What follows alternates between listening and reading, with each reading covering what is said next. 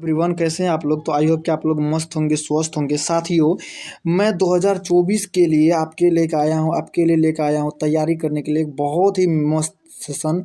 देखिए, आप 2025 में एग्ज़ाम देने वाले हैं, ठीक ना। आप 2025 में एग्ज़ाम देने वाले हो, 2024 का एग्ज़ाम हो गया है। और अगर आप बायोलॉजी के फैकल्टी हो तो आप इस चैनल से ज़रूर जुड़ जाइएगा, ठीक ना। आप किसी भी बोर्ड का है, देखिए सभी बोर्ड के लिए हम तैयारी कराएंगे आपको, और हम हैं आपके लिए तैयार। देखिए, आप बायोलॉजी का आपको हम शुरू चैप्टर से तैयारी कराएंगे हर बोर्ड के लिए, ठीक ना। Bihar board, UP board, MP board, चाहे झारखंड बोर्ड हो, हर बोर्ड के लिए हम तैयारी कराएंगे और हम आपके साथ अंतिम तक रहेंगे, ठीक ना। तो हम आपको यहाँ से पूरा, देखिए कुछ ज़रूरी बात है, जैसे हम आपको जीरो से हीरो तक बनाएंगे, गारंटी है ये मेरा बायोलॉजी में, ठीक ना। और आप जब एग्ज़ाम में बैठिएगा तो मेरा ये वादा है कि आप एक भी क्वेश्चन छोड़ करके नहीं आइएगा। सभी बच्चा का कहीं न कहीं ये सपना होता है, ठीक ना। ये सपना होता है 90+5, ठीक ना, 95+। तो ये हम पूरा करने में जितना हो पाएगा हम अपना योगदान देंगे, पूरा योगदान देंगे। तो हाँ, आज 1 मार्च है और हम 1 मार्च से आपका वीडियो स्टार्ट कर रहे हैं। तब तक चलिए हम अगले, अब जो हम आपको सेशन देने जा रहे हैं, ये आपका बायोलॉजी का पहला चैप्टर है, जीवों में जनन। हम आपको पूरा जीरो से बताएंगे, ठीक ना। और विश्वास रखिए, आप इतना अच्छा कंटेंट देंगे, मैं सिर्फ गारंटी देता हूँ। आप यहाँ पढ़िए और आप भूल के बताइए, बस आप भूल के बताइए कि हाँ सर हम भूल गए हैं, ठीक ना। आप भूल गए हैं। उसके बाद चलिए हम अब वीडियो को स्टार्ट करते हैं, जो कि आपका पहला चैप्टर है, जीवों में जनन। जीवों में जनन हम आपको इस हिसाब से पढ़ाएंगे, मैं ये नहीं बोलता हूँ कि मैं बेस्ट पढ़ाऊँगा, नहीं। हाँ, जितना हमसे बेहतर हो पाएगा उतना देंगे, आप भूल नहीं पाइएगा। जो बहुत होता है ना कि गुरुजी हम पढ़े तो हैं बट हम भूल गए हैं, तो ये भूलने वाला शब्द बहुत ख़राब है, ठीक ना। और इसी शब्द को हम मिटाने के लिए जितना हो पाएगा उतना मेहनत करेंगे। चलिए हम वीडियो को स्टार्ट करते हैं।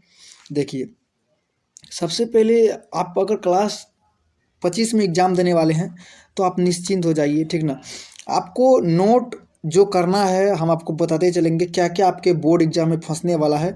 जैसे देखिए, बिहार बोर्ड में आपका सभी चैप्टर है, अभी किसी भी चैप्टर को कट नहीं किया गया है। जैसे कि यूपी बोर्ड में ये चैप्टर नहीं है, तो यूपी बोर्ड का स्टूडेंट देखना चाहेगा तो देख लेगा, नहीं तो नहीं भी देख सकता, तो उसके लिए कोई मतलब गुंजाइश नहीं है, ठीक ना। चलिए हम देखिए स्टार्ट करते हैं। सबसे पहले देखिए, आपका जीवन अवधि, आपको पहला टॉपिक जीवन अवधि पढ़ना है। आपको इस चैप्टर में पढ़ना क्या है, तो सबसे पहले देखिए आपको यही जीवन अवधि पढ़ना है। उसके बाद आपको जनन पढ़ना है। उसके बाद देखिए, जनन में आपको 2 प्रकार का पढ़ना है, एक आपका अलैंगिक जनन और एक आपको पढ़ना है लैंगिक जनन, ठीक ना। यही यही आपका ये टॉपिक आपको ये चैप्टर में पढ़ना है। एक तो आपको जीवन अवधि, उसके बाद जाके जनन, उसके बाद एक लैंगिक जनन और एक आपका अलैंगिक जनन। ये 3 चीज़ आपको इस चैप्टर में पढ़ना है। सबसे पहले देखिए आपको पढ़ाते हैं कि देखिए, सबसे पहला टॉपिक आपका क्या था, जीवन अवधि। जीवन अवधि से आप क्या समझते हैं, आपका बोर्ड में भी क्वेश्चन बनता है कि जीवन अवधि। देखिए, आपको हम इस हिसाब से रिलेट कराएंगे ना कि आप देखिए, सबसे पहले तो ये पीढ़ी छोड़िए, आपको हम यहाँ पढ़ाते हैं। देखिए, जीवन अवधि किसे कहते हैं। देखिए, जीवन मतलब क्या हो गया, काल, और किसी सजीव का ही पढ़ेंगे आप। देखिए, ये कोई जीव है, ठीक, हाँ, ये कोई जीव है, ठीक, हाँ, ये आप हैं, ठीक ना, हाँ, ये कोई जीव है। ये देखिए कोई शिशु है, ठीक ना। देखिए, ये कोई शिशु है, ठीक ना, इसका जन्म हुआ अभी, ठीक ना। हाँ, इसका जन्म से इसका प्राकृत मृत्यु तक के समय, इसका प्राकृत मृत्यु तक का समय जो होगा उसी को हम लोग जीवन अवधि कहते हैं। मतलब ये कोई जीव है, ये जन्म लिया है, और इसके प्राकृत मृत्यु, जब तक ये बूढ़ा ना हो जाए, स्वयं से ना मर जाए, मतलब किसी रोग ग्रसित से नहीं, कार एक्सीडेंट से नहीं, ठीक ना। जैसे बूढ़ा हो गया, 90-95 ईयर हो गया, फिर जो वो डेथ कर जाएगा, तो उसको हम लोग जीवन अवधि कहते हैं। मतलब देखिए, किसी भी जीव का जन्म से, देखिए ये बच्चा है, ठीक, हाँ, ठीक, ये बच्चा है, और देखिए इसका अब यहाँ ये बूढ़ा हो गया, ठीक, हाँ, और उसके बाद देखिए यहाँ इसका देहांत हो गया, यहाँ देहांत हो गया। तो इसका जन्म से इसका प्राकृत मृत्यु तक के बीच का जो भी समय है उसी को हम लोग जीवन अवधि कहते हैं। मतलब कोई भी जीव जन्म लिया है और उसका प्राकृत मृत्यु, जब तक वो मर नहीं जाता है, जब तक वो मर नहीं जाता है, उसके बीच का जो भी समय है उसी को हम लोग उस जीव का जीवन अवधि कहते हैं। तो यहाँ से आपका कुछ MCQ भी आता है, ऑब्जेक्टिव आता है, जो कि बहुत इंपॉर्टेंट ऑब्जेक्टिव आता है। देखिए हम आपको पढ़ाते हैं। अब तो आप समझ गए होंगे जीवन अवधि क्या है। देखिए कितना सरल भाषा में लिखे हैं। देखिए आप नोट कर लीजिएगा जीवन अवधि किसे कहते हैं। आपको बोर्ड एग्जाम में पूछ लेगा शॉर्ट आंसर क्वेश्चन में कि जीवन अवधि से आप क्या समझते हैं। देखिए या तो आपको ऐसे पूछेगा मतलब तोता का जीवन अवधि कितना है और जीवन अवधि को परिभाषित करें। देखिए किसी भी जीव का जन्म से उसके प्राकृत मृत्यु, हम क्या बोले, कार एक्सीडेंट नहीं होना चाहिए, गोली से जो मार देता है, कार एक्सीडेंट हो गया, ये सब दुर्घटना नहीं, उसका प्राकृत मृत्यु होना चाहिए। जैसे उसका उम्र पूर्ण गया, ठीक ना। देखिए प्राकृत मृत्यु तक के समय को उस जीव का जीवन अवधि कहते हैं। मतलब देखिए मैं आप पर ही रिलेट कर रहा हूँ। आप जन्म लिए, आप पहले छोटे थे और उस समय से लेकर के आप जब तक आपका देहांत नहीं हो जाता है प्राकृतिक रूप से, आप बूढ़ा होने के बाद जो आपका देहांत होगा, तब तक के बीच का समय को आपका जीवन अवधि कहा जाता है। देखिए ये शिशु था, नवजात शिशु, ये देखिए बड़ा हुआ, इसका किशोरावस्था आया, प्रजनन अवस्था आया, उसके बाद देखिए ये बूढ़ा अवस्था आया है, वयस्क अवस्था, उसके बाद देखिए अब अंतिम अवस्था आ गया। अब इसके बाद यहाँ इसका डेथ हो जाएगा, इसका यहाँ पर अब ये डेथ हो जाएगा, ठीक ना। तो देखिए जन्म से इसका प्राकृत मृत्यु हो जाएगा। यहाँ तो ये कोई एक्सीडेंट नहीं करेगा, तो वही है, ये जन्म से और इसका प्राकृत मृत्यु तक के बीच का जो भी समय रहा, बीच का जो ये समय रहा, ये जो बीच का समय रहा, इसी को हम लोग जीवन अवधि कहते हैं। मतलब एक शिशु का अपने बड़े हो जाने के पश्चात जब तक वो मर नहीं जाता है बूढ़ा होने के बाद, तब तक के बीच का समय को उस जीव का जीवन अवधि कहते हैं। आप हमको ये क्वेश्चन भुला करके दिखाइएगा। सबसे पहली बात, जीवन अवधि किसे कहते हैं, हम आपको गारंटी देते हैं आप कभी नहीं भूलिएगा। आपका एग्जाम में MCQ आता है तोता का जीवन अवधि कितना होता है, तो आप इसको याद कर लीजिए, आप अपने कॉपी में नोट कर लीजिएगा 140 वर्ष। तोता आपका 140 वर्ष जीता है। बरगद 200 से 300 वर्ष जीता है, बरगद का जीवन अवधि 200 से 300 वर्ष होता है। और केचुआ का 160 वर्ष होता है। बहुत इंपॉर्टेंट क्वेश्चन है, यहाँ से आपका MCQ बनेगा बोर्ड एग्जाम में, ठीक ना। तोता का MCQ मतलब जीवन अवधि 140 वर्ष, बरगद का जीवन अवधि 200 से 300 वर्ष, केचुआ का जीवन अवधि 160 वर्ष, 160 वर्ष हो जाता है, ठीक ना। फिर एक बार आप मेरे साथ देखिए, जीवन अवधि किसे कहते हैं, किसी भी जीव का जन्म से उसका प्राकृत मृत्यु तक के समय को उस जीव का जीवन अवधि कहते हैं। ठीक, अगला क्वेश्चन आप देखिए, अगला क्या है, देखिए जीवों में जनन। अब तो आप जीवन अवधि पढ़ लिए। देखिए जनन क्या है हम आपको बताते हैं। जनन वह प्रक्रिया है जिसमें जनक जीव अपने समान संतति उत्पन्न करता है। और आपको पता है कि अगर जनन नहीं होगा तो संसार नहीं चल पाएगा, और अपने अस्तित्व को बनाए रखने के लिए जीव जनन करता है। सबसे पहले देखिए जनन, देखिए ये कोई जनक जीव है, ठीक, देखिए ये जनक जीव है, ये जनक जीव है, ठीक, हाँ। और इनसे देखिए नया संतति उत्पन्न हो गया, इनसे नया संतति उत्पन्न हो गया, ठीक ना, हाँ। देखिए ये एक जनक जीव था, इनसे नया संतति उत्पन्न हो गया, तो इसी को हम लोग जनन कहते हैं। मतलब एक संतति से दूसरे संतति का निर्माण होना ही जनन कहलाता है।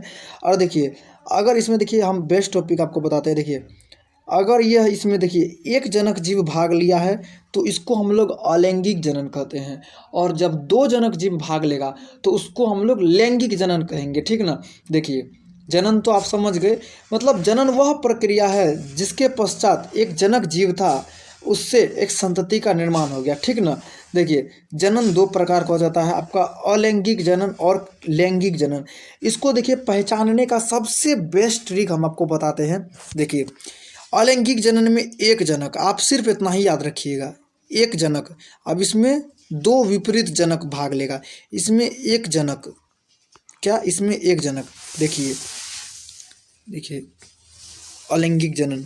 अलैंगिक जनन का कुछ खासियत हम बता देते हैं जो कि आप कभी नहीं भूलिएगा। हम बताते हैं ना, आप यहाँ क्लास कीजिए और भूल के दिखा दीजिए, है दम तो आप में। देखिए इसमें एक जनक ठीक ना, एक जनक। देखिए जनन का वह प्रक्रिया जिसमें केवल एक जनक जीव हो और उनसे नया संतति उत्पन्न होता है, उसी को अलैंगिक जनन कहते हैं। मतलब देखिए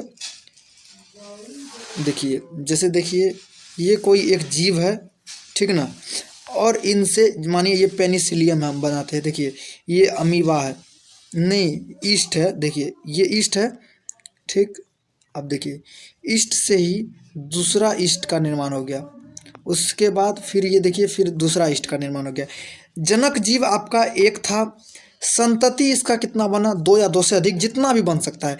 जब एक जनक जीव आ जाए, जब आपका जनक जीव एगो रहेगा और उनसे संतति उत्पन्न होगा, तो इसको हम लोग अलैंगिक जनन कहते हैं। इसको हम लोग अलैंगिक, मतलब अलैंगिक जनन एक जनक जीव भाग लेगा। उसके बाद देखिए लैंगिक जनन में क्या होता है, इसमें दो विपरीत जनक जीव भाग लेता है। सबसे पहले तो यह बहुकोशिकीय, ये प्रायः आपको दिखता है। देखिए एक नर है ठीक, और एक आपका नारी है ठीक, ये फीमेल और ये मेल, ये दोनों के संयोजन होगा ठीक। और इसके पश्चात जो संतति का उत्पन्न होगा, इसके पश्चात जो संतति उत्पन्न होगा, उसी को हम लोग लैंगिक जनन कहते हैं। मतलब दो जनक जीव लैंगिक हो गया, एक जनक जीव अलैंगिक हो गया ठीक ना। उसके बाद देखिए जनन दो प्रकार का होता है, आप पढ़ चुके हैं, लैंगिक और अलैंगिक, हमको समझा भी दी है आपको ठीक ना। अब देखिए क्या है अगला। देखिए अब अलैंगिक जनन और लैंगिक जनन को तो आपको समझा दिए। अब आपको डेफिनेशन किस हिसाब से लिखना है। देखिए बोर्ड में क्या होता है कि आप पढ़ लिए, आप अपना कॉपी में नोट तो कर लिए, बट आप क्वेश्चन आंसर लिखने के समय में आप गड़बड़ा जाते हैं। तो आपको यहाँ पर सब्जेक्टिव क्वेश्चन भी कराया जाएगा, चैप्टर वाइज आपको ऑब्जेक्टिव भी कराया जाएगा, सब्जेक्टिव भी कराया जाएगा, और आपको मॉडल पेपर भी कराया जाएगा अंतिम समय में ठीक ना। 5 सेट का मॉडल पेपर, 5 सेट आपको मॉडल पेपर कराया जाएगा ठीक है।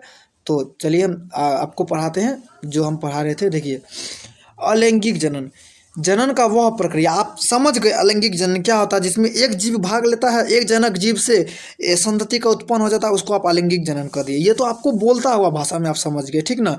लेकिन आपको लिखना कैसे, देखिए जनन का वह प्रक्रिया जिसमें केवल एक जनक जीव भाग लेता है, जनन का वह प्रक्रिया जिसमें केवल एक जनक जीव भाग लेता है और अपने समान संतति उत्पन्न करता है, अलैंगिक जनन कहते हैं ठीक ना। उसके बाद देखिए लैंगिक जनन में क्या है, जनन का वह प्रक्रिया जिसमें दो विपरीत जनक जीव भाग लेता है और अपने समान नए संतति उत्पन्न करता है, लैंगिक जनन कहलाता है।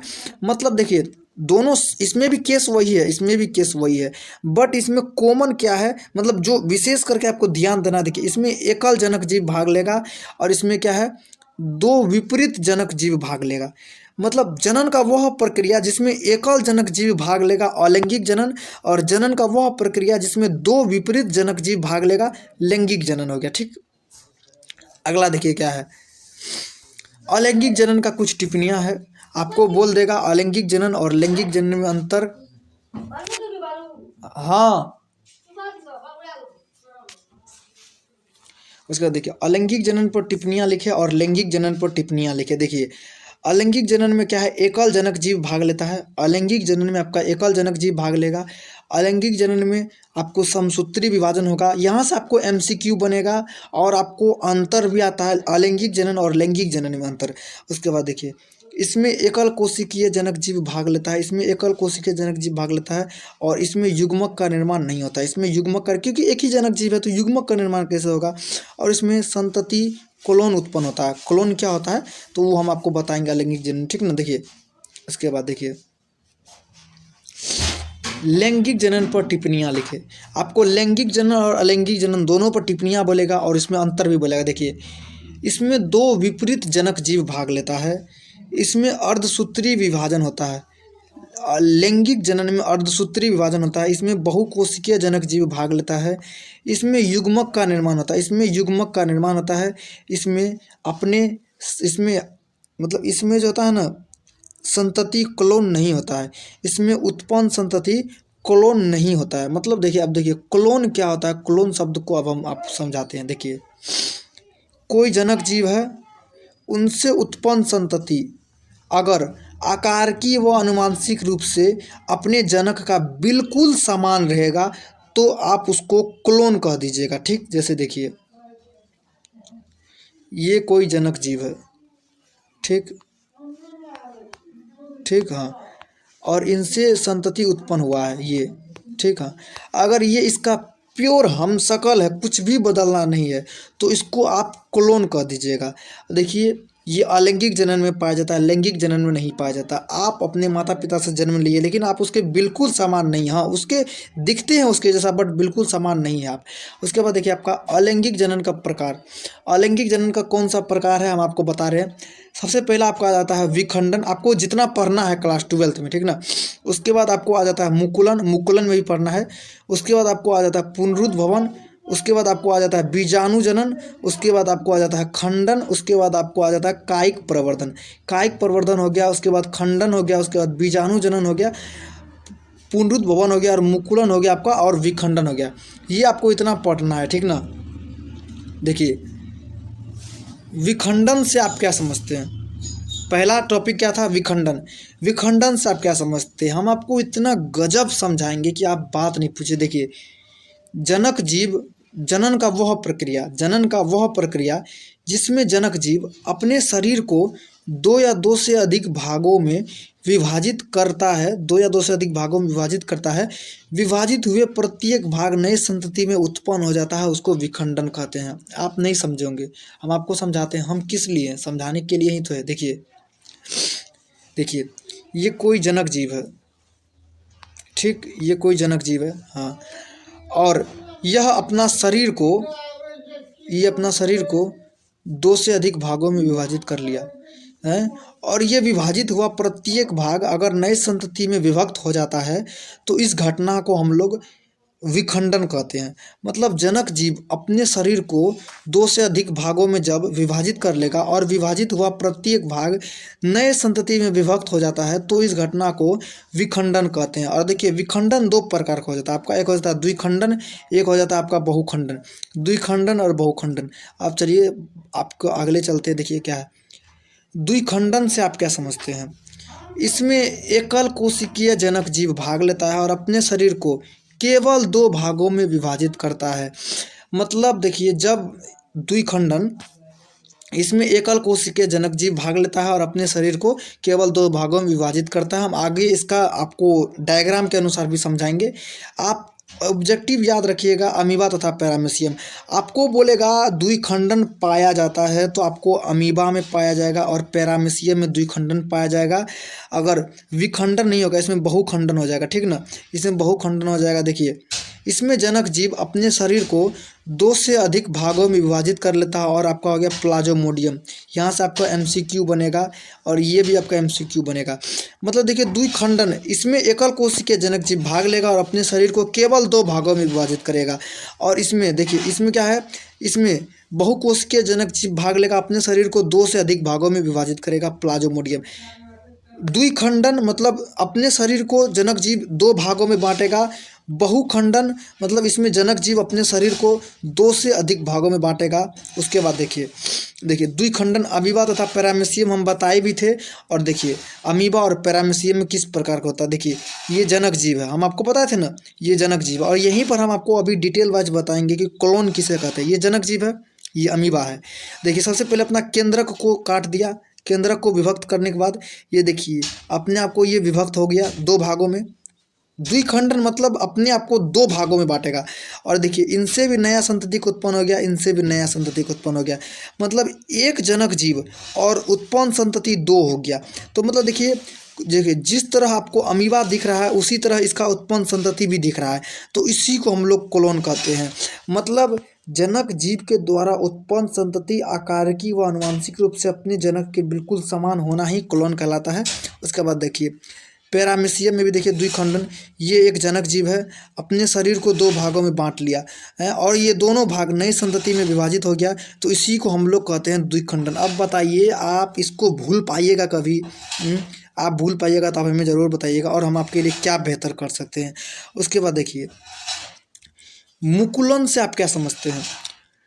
जो जनन का प्रक्रिया है मुकुलन, देखिए जनन का वह प्रक्रिया, ये आपका लेक्चर 1 है, जनन का वह प्रक्रिया जिसमें जनक जीव अपने शरीर पर, जनक जीव के शरीर पर मुकुल उत्पन्न हो जाता है और उसी जनक जीव के शरीर पर वही मुकुल परिपक्व होकर नए संतति में विभक्त हो जाता है, जिसको मुकुलन कहते हैं। आप पढ़ लिए बट समझे नहीं, हम आपको समझाने के लिए है ना, हम किस लिए हैं। देखिए देखिए ये कोई जनक जीव है, ठीक है, इसके शरीर पर मुकुल उत्पन्न हो गया। ये मुकुल मतलब क्या, जैसे आपके शरीर पर कोई मतलब गूरा टाइप का हो जाता है, तो जहाँ अगर आप तेल पक गया तो आप देखते हो वहाँ फूल जाता है, ये हो गया आपका मुकुल, ये हो गया आपका मुकुल, ठीक।